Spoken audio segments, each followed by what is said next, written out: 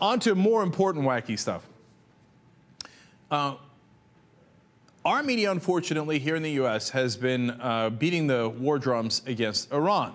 And they are doing one report after another that makes it appear as if, to the average viewer, as if Iran is the one that is being belligerent and bellicose. Now, remember, we're the ones that are threatening to attack Iran all the time. Now, you could have different opinions on whether we should or we shouldn't, how concerned we should be about their nuclear program, whether they are at some later point going to turn into a weapons program, which it currently is not. Okay, those are open for debate.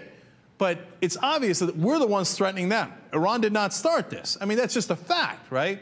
But if you watch these reports, and by the way, in the middle of the report, sometimes they'll slip it in response to American threats.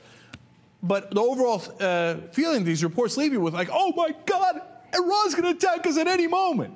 First, here's NBC. Because of tougher U.S. sanctions, Iran has already threatened to shut down the Strait of Hormuz, that vital passageway for much of the world's oil. And if Israel launches airstrikes against Iran's nuclear program, Iranian leaders have threatened all-out war. The U.S. Navy's Fifth Fleet would be the world's first line of defense. And its commander, Vice Admiral Mark Fox, said today they're prepared to take on just about anything Iran throws at them. U.S. officials warned, however, that Iran's massive stockpile of ballistic missiles is the more serious threat. And within just the past few days, Iranian leaders have threatened that if attacked, they would launch those missiles at U.S. targets in this region. Did you catch all that? If attacked, they will launch their multi-ballistic missiles against us. And they show the missiles, and they show Ahmadinejad saying something. Who knows if he was saying, I had a tuna fish sandwich for lunch, but he looks menacing. Look at Ahmadinejad. Oh, my God. And if we are attacked, we are prepared to match Iran's aggression. Yeah, but wait a minute. You're forgetting that the way that this whole thing would start is if we bomb their nuclear sites, okay? Not if Iran bombed us. But if you notice, he kept saying, if we do that, then Iran says it'll be all-out war. But of course it'll be all-out war because we bombed them. Like, imagine if they did the report the other way. If the United States bombs Iran, then it'll be all-out war. Yeah, that's right. Okay, but the emphasis is all in the wrong places. Again, you know, Miklashevsky there says, because of tougher sanctions, Iran is threatening to block the Strait of Hormuz. Yeah, but that's because we did sanctions on them. Again, you might agree or disagree with the sanctions, but you can't say that it's their fault for preparing to retaliate if we bomb the living crap out of them. Well, it's not just NBC. Here's ABC.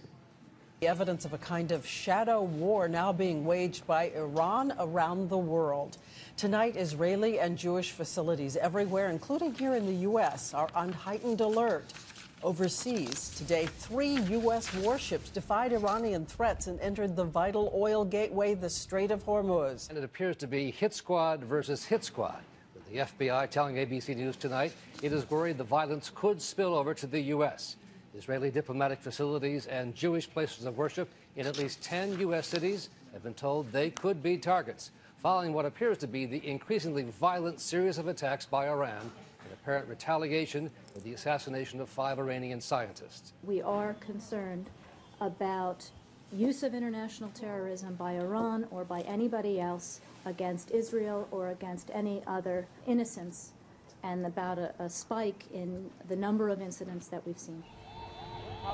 Israel had already blamed Iran for the 2 attacks Monday, including the bombing of an Israeli embassy car in India, which seriously injured the wife of an Israeli diplomat, and the failed bombing of a vehicle outside the Israeli embassy in the country of Georgia.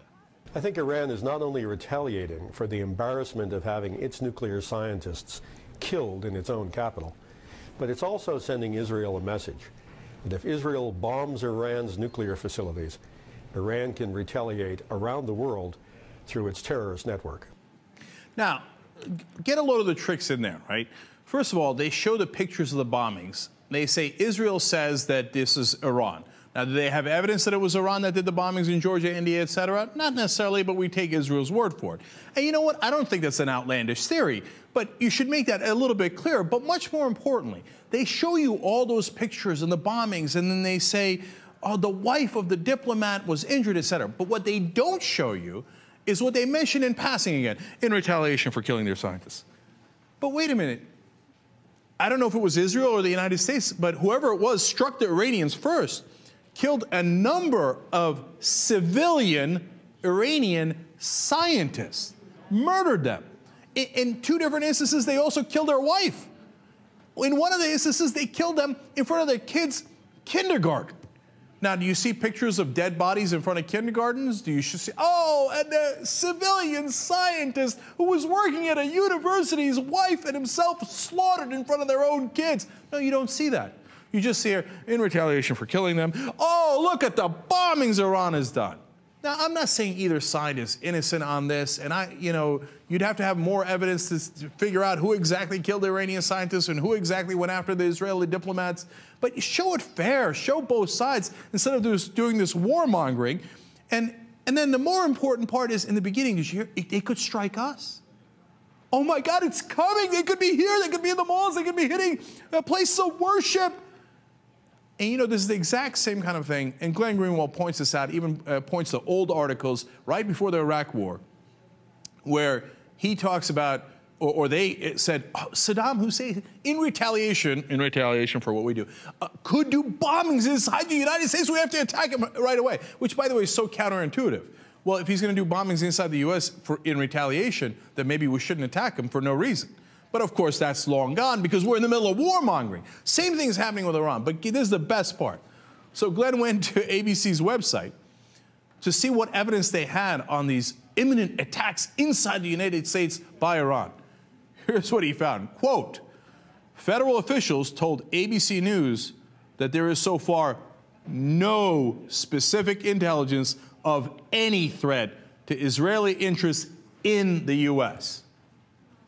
In other words, we just did that whole long piece of propaganda saying, oh my God, Iran is so dangerous and they can attack us at any moment, when we know that we have no evidence of any of that happening inside the U.S. Thank you for your journalism, ABC News, and the rest of this establishment media that apparently can't wait to push us into war with Iran. I'm sorry. That would actually talk about how Iran attacked us after we bombed them. All right, I got to take a break here. When we come back, we will analyze